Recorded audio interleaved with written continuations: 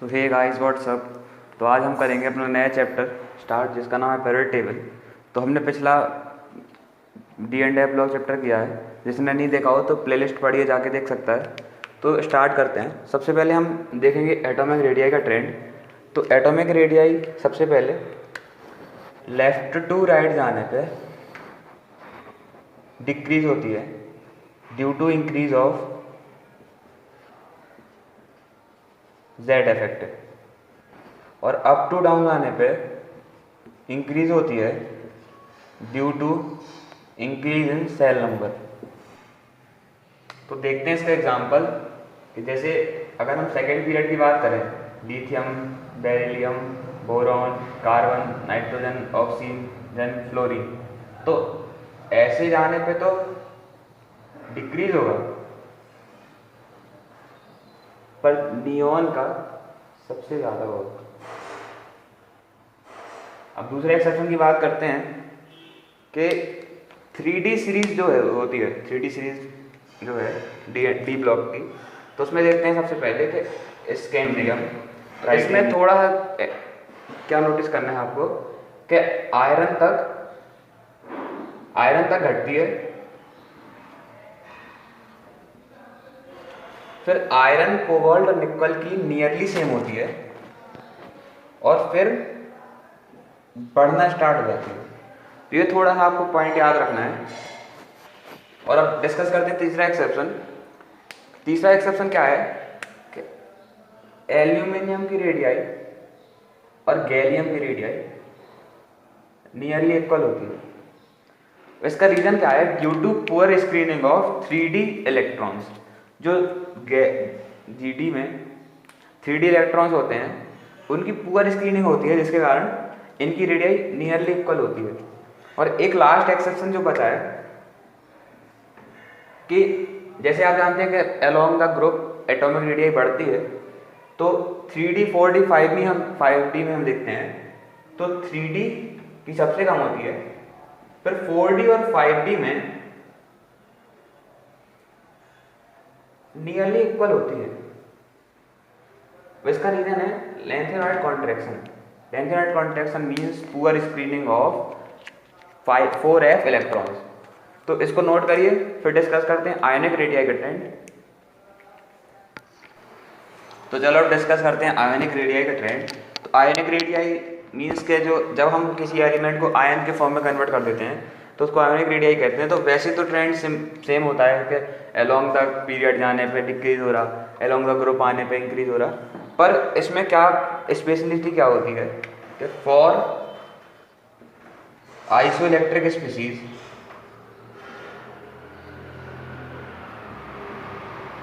Ionic radii inversely proportional to atomic number. एक example समझते हैं कि N3- O2- F- neon Na+ Mg2+ Al3+।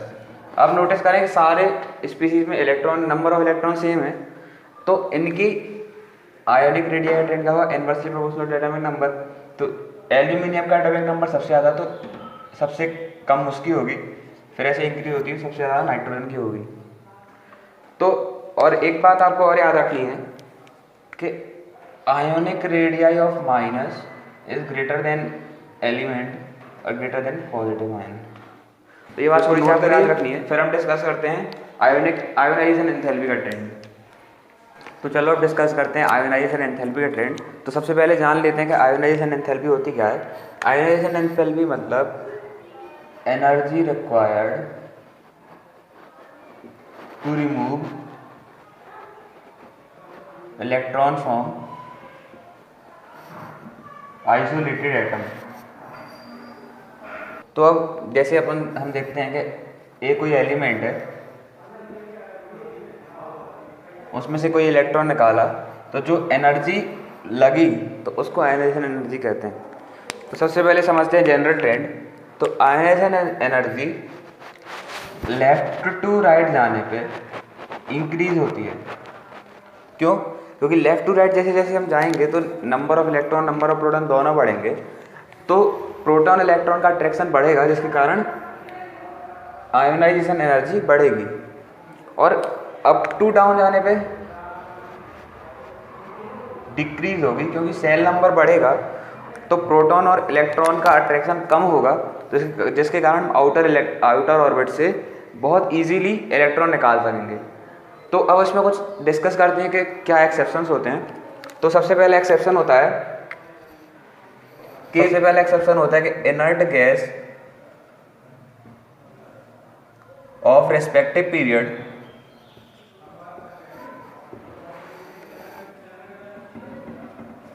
Have highest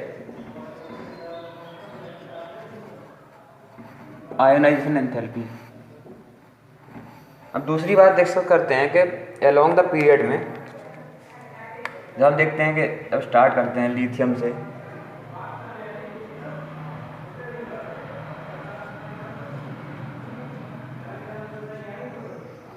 तो ऐसे जाने पे इंक्रीज होनी चाहिए, पर यहाँ पे थोड़ा सा डिफरेंस क्या आता है, यहाँ पे डिफरेंस आता है, तो यहाँ पे आपको एक्सचेंज करना है और इसको आपको क्रॉस करना है। मतलब इसके सारे जो रेस्पेक्टिव पीरियड ग्रुप वाले हम लेंगे, जैसे लिथियम के नीचे सोडियम, बेरिलियम के नीचे, तो ये आगे वाले में भी यही सेम केस होगा। तो मतलब आपको ऑर्डर क्या आएगा, लिथियम, फिर बोरॉन, फिर बेरिलियम, फिर कार्बन, फिर ऑक्सीजन, फिर नाइट्रोजन, फ्लोरीन, नियॉन। तो बस इन दो जगह पर डिफरेंस आता है जो कि आपको याद रखना है। तो अब एक और एक्सेप्शन क्या है इसमें कि बोरॉन फैमिली में क्या चेंजेस हैं, तो वो डिस्कस करते हैं और उसकी ट्रिक क्या है। तो सबसे पहले ट्रिक देखते हैं कि आपको सबसे पहले डब्ल्यू बना लेना है,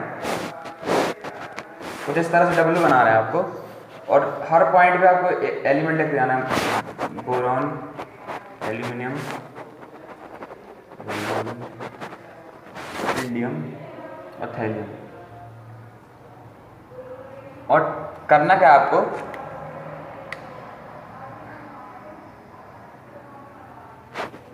जो जिस नंबर पे आ रहा है उसको कैसे कैसे लिखते आना है आपको। ये सबसे पहले बोरॉन आ रहा है, फिर उसके बाद आप देखते हैं कि उसके बाद थैलियम आ रहा है, फिर उसके बाद गैलियम, फिर उसके बाद एल्यूमिनियम, फिर उसके बाद इंडियम।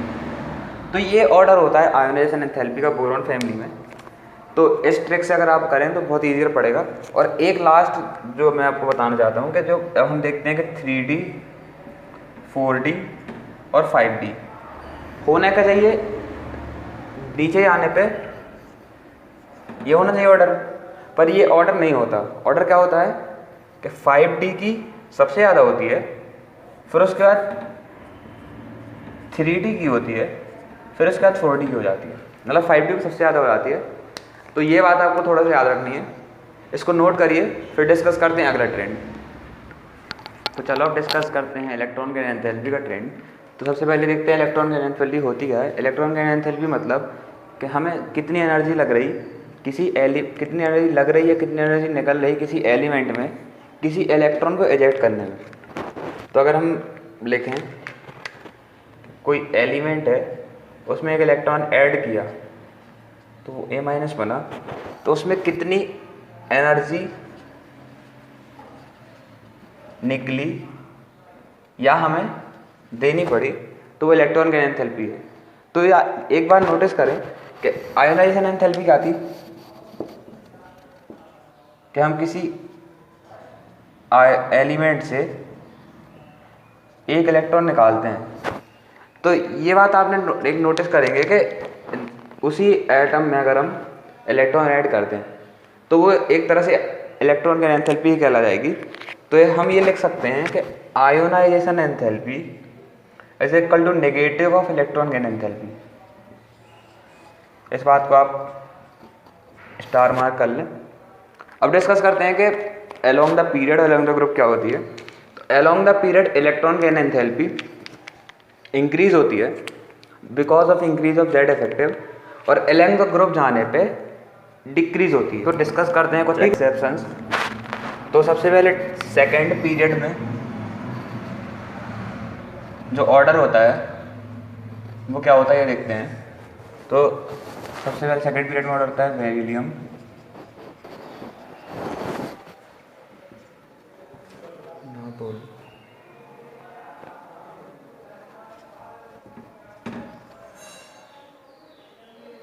लड़की,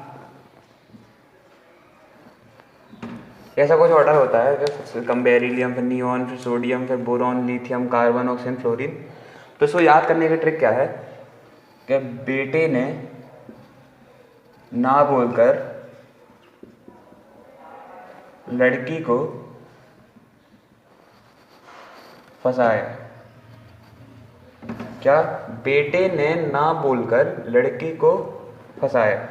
अब देखते हैं थर्ड पीरियड में ट्रेंड क्या है। थर्ड पीरियड में कुछ ऐसा ट्रेंड है कि सबसे पहले Mg, फिर एल्यूमिनियम, सॉरी आर्गन, फिर aluminium, sodium, phosphorus, silicon, sulphur, krypton, sorry chlorine. तो इसमें ऑर्डर क्या है कि magnesium, argon, aluminium, sodium, phosphorus, silicon, sulphur and chlorine. तो इसकी ट्रिक क्या है कि मैंने और अलका ने प्यारी सी शादी कर ली। तो अब आप इसको देखते हैं। इसके बाद थोड़े से एक और एक्सेप्शन आपको याद रखना है कि जो थर्ड पीरियड के एलिमेंट होते हैं उनकी आयोनाइजेशन एंथैल्पी सेकेंड पीरियड से ज़्यादा होती है। इसका रीज़न क्या होता है? Due to vacant d orbital in third period elements. क्योंकि थर्ड पीरियड के जो एलिमेंट हैं उनके पास वैकेंट डी ऑर्बिटल होता है, जिसके कारण उनके पास ज़्यादा इलेक्ट्रॉन गैन एंथैल्पी। और एक बात और आपको याद रखनी है, इनर्ट गैसेज जो होती हैं उनकी सबसे कम आयोनाइजेशन एंथैल्पी होती है, या फिर जीरो कहते हैं, या फिर पॉजिटिव होती है, क्योंकि उनमें इलेक्ट्रॉन डालने के लिए एनर्जी देनी पड़ती है। तो इस तरह से हमने आज ट्रेंड्स पढ़े। कल कुछ और ट्रेंड डिस्कस करेंगे। पढ़ाई करते रहें। Thank you.